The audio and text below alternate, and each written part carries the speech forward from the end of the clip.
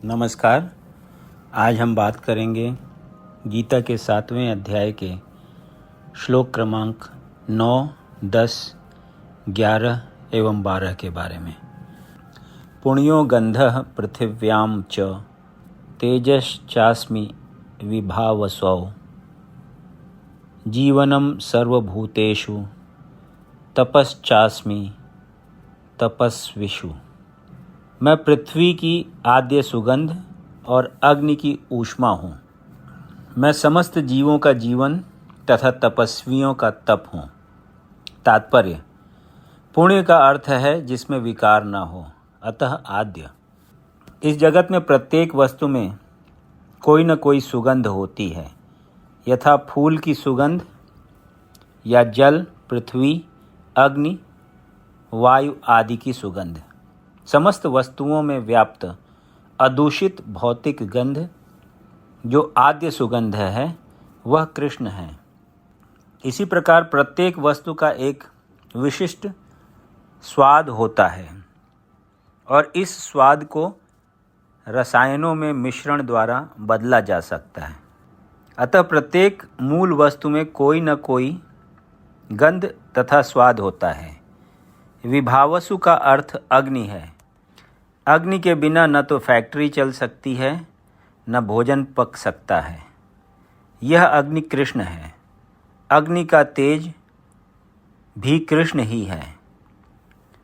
वैदिक चिकित्सा के अनुसार कुपच का कारण पेट में अग्नि की मंदता है, अतः पाचन तक के लिए अग्नि आवश्यक है। कृष्ण भावनामृत में हम इस बात से अवगत होते हैं कि पृथ्वी, जल, अग्नि, वायु तथा प्रत्येक सक्रिय तत्व, सारे रसायन तथा सारे भौतिक तत्व कृष्ण के कारण हैं। मनुष्य की आयु भी कृष्ण के कारण है, अतः कृष्ण की कृपा से ही मनुष्य अपने को दीर्घायु या अल्पजीवी बना सकता है। अतः कृष्ण भावनामृत प्रत्येक क्षेत्र में सक्रिय रहता है।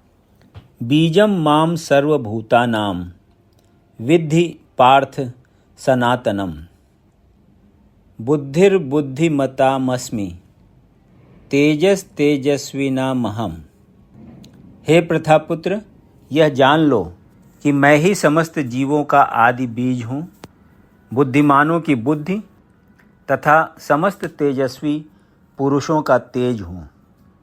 तात्पर्य: कृष्ण समस्त पदार्थों के बीज हैं। कई प्रकार के चर तथा अचर जीव हैं। पक्षी, पशु, मनुष्य तथा अन्य सजीव प्राणी चर हैं।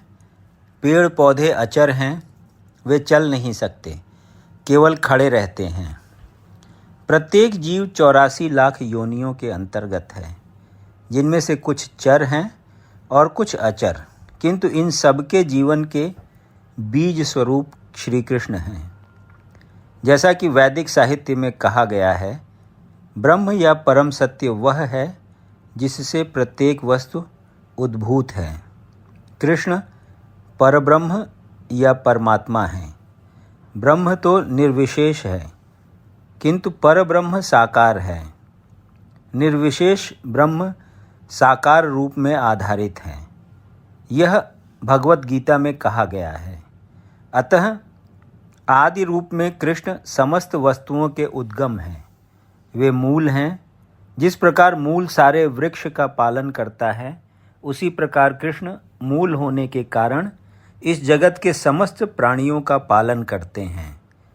इसकी पुष्टि वैदिक साहित्य में कठोपनिषद 2.2.13 में हुई है। नित्यो नित्यानां चेतनश्चेतनानां एको बहुनाम यो विदधाति कामान। वे समस्त नित्यों के नित्य हैं। वे समस्त जीवों के परम जीव हैं और वे ही समस्त जीवों का पालन करने वाले हैं। मनुष्य बुद्धि के बिना कुछ नहीं कर सकता और कृष्ण भी कहते हैं कि मैं ही समस्त बुद्धि का मूल हूँ। जब तक मनुष्य बुद्धिमान नहीं होता, वह भगवान कृष्ण को नहीं समझ सकता। बलम बलवताम चाहम काम रागा विवर्जितम धर्मा विरुद्धो भूतेषु कामोस्मि भरतर्षभ।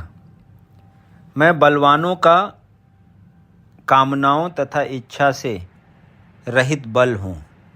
हे भरत श्रेष्ठ, मैं वह काम हूँ जो धर्म के विरुद्ध नहीं है। तात्पर्य: बलवान पुरुष की शक्ति का उपयोग दुर्बलों की रक्षा के लिए होना चाहिए, व्यक्तिगत आक्रमण के लिए नहीं। इसी प्रकार धर्म सम्मत मैथुन संतानोत्पत्ति के लिए होना चाहिए, अन्य कार्यों के लिए नहीं।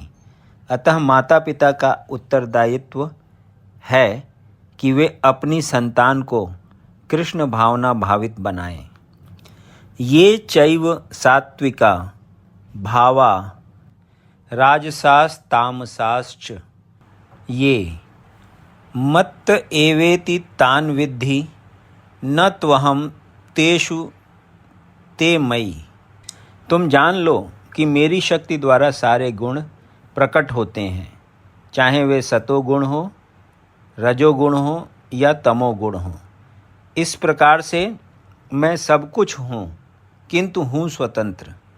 मैं प्रकृति के गुणों के अधीन नहीं हूँ, अपितु वे मेरे अधीन हैं।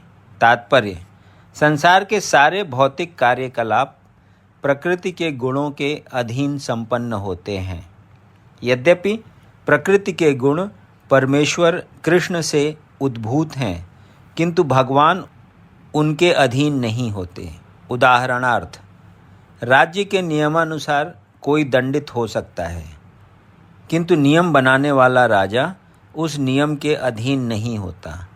इसी तरह प्रकृति के सभी गुण सतो रजो तथा तमो गुण भगवान कृष्ण से उद्भूत हैं, किंतु कृष्ण प्रकृति के अधीन नहीं हैं, इसीलिए वे निर्गुण हैं।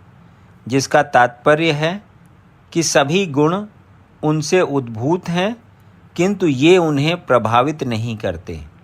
यह भगवान का विशेष लक्षण है। यदि आपको ये वीडियो पसंद आया तो इसे लाइक करें और ऐसे ही अन्य वीडियोज़ को सुनने के लिए इस चैनल को सब्सक्राइब करें। धन्यवाद।